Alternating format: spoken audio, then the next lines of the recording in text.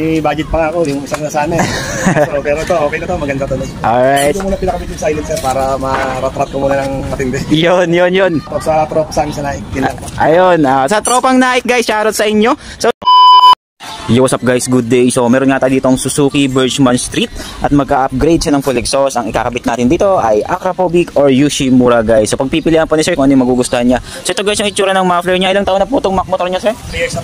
Ayun, so yung Birchman Street na to ni sir is 3 years na po. So ito na yung kinalabasan ng kanyang muffler. Ayan, stock muffler yan guys, may mga butas na. Ayan o. So kailangan ng palitan yan guys. So guys, abangan yung finish output niyan.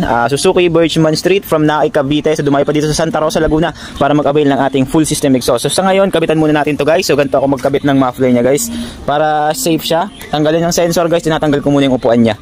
Okay, so ang katulong ko yung anak na si Alicia Rose. So abangan nyo guys from Naik, Cavite. Medyo malayo pa to guys. Suzuki Birchman Street. Alright, so abangan nyo yan guys. Thank you.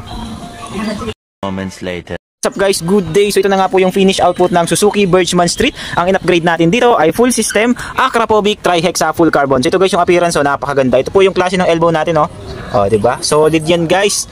Walang masyadong weld dyan sa loob. Ayan, dito lang weld guys, almost bend lahat yan guys. Napaka-quality ng elbow niyan guys. 304 stainless. Tapos ito guys yung kinabit nating muffler guys, napakalupit niyan. Tingnan nyo, bagay na bagay guys, pantay na pantay.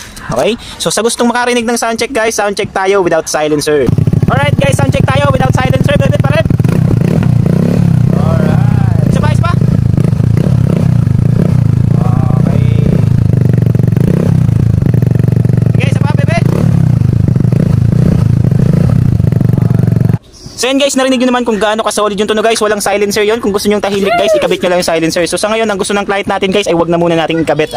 So yung client natin guys ay dumayo pa from Naik, Cavite para lang magpakabit ng full system na muffler dito sa Marjo Accessories and Mufflers. Tanungin natin sa sir kung ano masasabi niya. Hello sir, magandang hapon po. So ano pangalan nila sir? Ed po, Ed. Ayun, Sir Ed, from Naik, Cavite. So ang layo pa ni sir. Sir, ano pong masasabi niyo sa kinabit nating muffler and elbow? Kung may budget pa nga ako, yung isang nasana eh. So, pero ito, okay na to, maganda to. Alright. Ito muna pinakabit yung silencer para ma-rat-rat ko muna ng matindi. Yun. Yun talaga. Salamat sa pagpapakabit. Alright, thank you sir, thank you. At ang napili ni sir ay Tri-Hexa Akrapovic. Sir, baka meron kayong mga babatiin dyan. Shoutout sa tropa sa amin sa Naik. Ayun, sa tropang Naik guys, shoutout sa inyo. So sir, maraming salamat sa pagdayo dito sa Marjo Accessories and Mufflers. So ride safe po sa inyo palagi. So ayan guys, from Naik, Cavite. So medyo malayo pa si sir. So ayan guys, 3 years bago nagpalit ng muffler. So sulit naman guys sa 3 years na yun. Okay? So ayan guys, maraming salamat. Ride safe and let's go.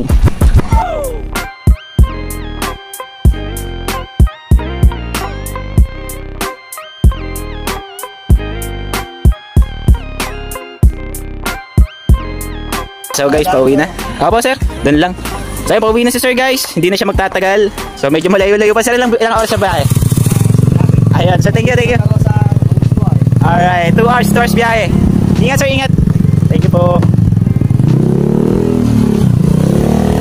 Hey, ganda naman para siyang naka big bike guys. Bebe, baka may babatiin ka? Shout out sa mga customer. Alright, shout out to sa lahat ng customer na pumunta. Alright, let's go.